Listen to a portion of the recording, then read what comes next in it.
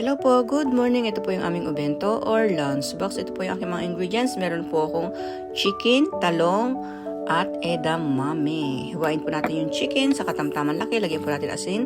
Saka ng isang kutsarang cornstarch. Lamasin po natin. Maglagay po tayo ng konting mantika. Saka po natin siya iprito. Habang piniprito po natin, gumawa po tayo ng sauce, tubig, toyo, suka, honey, sugar, and sesame seed. Nilagyan ko po ng chili flake.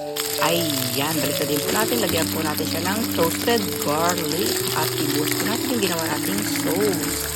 Ayan na po, konting halo, konting takip at ayan na po siya. Pwede naman po siyang hanguin. Ito po yung aming teriyaki chicken. At yung talong, hiwain po natin. Saka po natin siya iprito. Ayan, baliktad din po natin. At ito po ilalagay kong sauce. Mensuyu. Ayan. Depende po sa inyo kung gaano karami.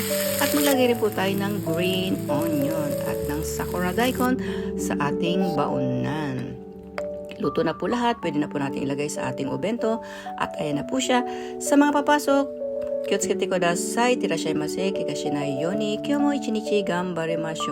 Maraming pong salamat. God bless. Thank you very much. Bye-bye.